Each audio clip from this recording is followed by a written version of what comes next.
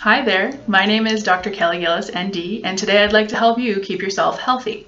So it's fall, pumpkin spice is back, tall boots are among us once again, nature's doing that thing with the leaves that's so beautiful, but it's also cold and flu season. Yeah, it's that time of year when kids get back to those virus incubation factories we call schools and start taking tests.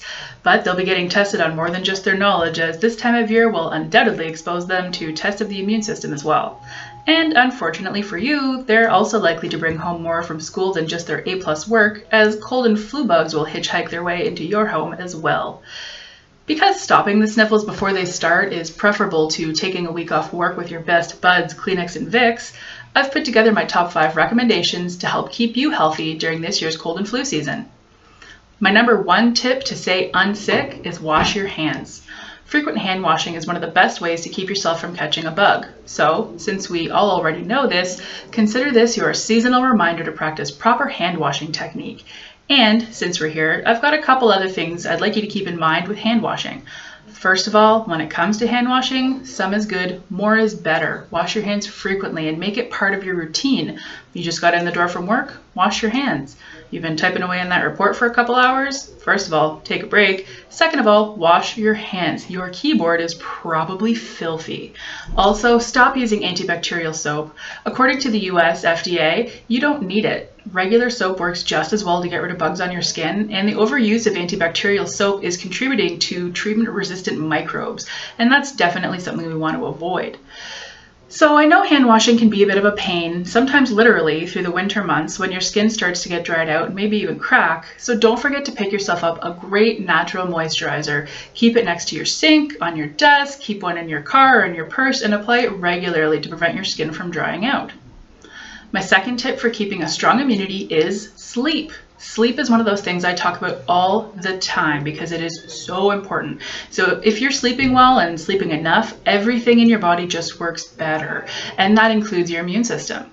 Sleep is when our bodies recover from the stresses of the day and repair any problems. Regular, restful sleep is like doing regular maintenance on your physiology. Studies show that those of us who don't get enough sleep are just more likely to get sick. It's that simple. So get some shut-eye. The usual 8 hours of sleep is a pretty good place to start. You may find you need a bit less, but you may find you need a bit more, especially if you've been on the go for a while and maybe not taking as much downtime as you could be. Or should be. So don't be afraid to go to bed early. The dishes can wait. They'll still be there in the morning, or maybe not, which would be even better. And that Netflix show will wait for you until tomorrow night, and you might even get to enjoy it if you're not head nodding during the good parts. If you're having trouble getting enough shut-eye, you can check out some of the links below for some helpful tips on getting a good night's sleep, or you can talk to your naturopathic doctor. My third tip for keeping your immunity strong is to eat good food. It's probably not a shock to you that what you eat can affect how you feel, and that's true even in the relatively short time span of the season. Your dietary choices can affect your health. So here's another reminder to eat your veggies, get a rainbow of colors with a heavy smattering of green, and make sure you're getting enough protein. Don't forget to include fat and take it easy on the sugar. If you're doing all of this, you're likely going to be getting good amounts of immune supportive vitamins and minerals like zinc, magnesium, and vitamin C. If you aren't, maybe talk to your naturopathic doctor about how you could improve your diet, or ask her to recommend a good multivitamin to help make up the difference. And don't forget to include garlic. The more the merrier, and raw if you can tolerate it, because when your breath smells sufficiently terrible, flu viruses avoid you because they get grossed out. Obviously, I'm kidding. But garlic is actually a great natural antimicrobial and helps to raise the levels of an immune cell called natural killer cells in your blood. Low levels of these cells are associated with a decreased ability to defend against disease. So eat your garlic and fend off bad bugs. The fourth tip for keeping healthy is exercise. So even though fall is usually the beginning of hibernation season for a lot of us, it's still important to stay at least somewhat active, especially for supporting a healthy immunity. When you work out, your blood flow increases around the body, and this means that if you have any immune action happening, like the early stages of fighting off a bug, it'll increase the exposure to your total immune system, thereby increasing your overall response and fighting it off faster. Exercise also slightly elevates your cortisol level. Cortisol is a stress hormone. It elevates it to a nice physiological level, which can help to keep some of your immunological biochemistry nicely balanced towards fighting off infection rather than hosting it. But remember to keep it light to moderate, since heavy bouts of physical activity that are really intense can depress the immune system, and winter's depressing enough on its own, so let's try not to bring it down even more.